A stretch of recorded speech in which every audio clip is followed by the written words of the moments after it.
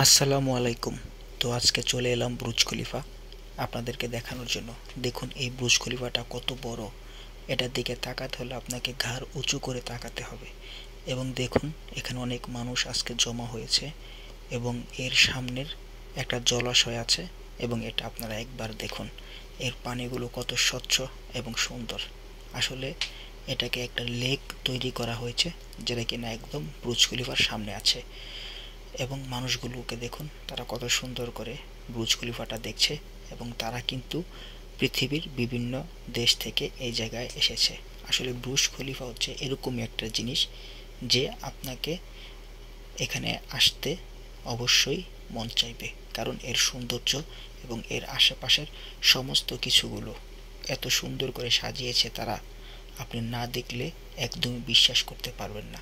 এবং এই Burj Khalifa এই যে দাঁড়িয়ে আছে আজকে এই জায়গায়, এটা কিন্তু একটা দুবাই মলের সাথেই এটা তৈরি হয়েছে।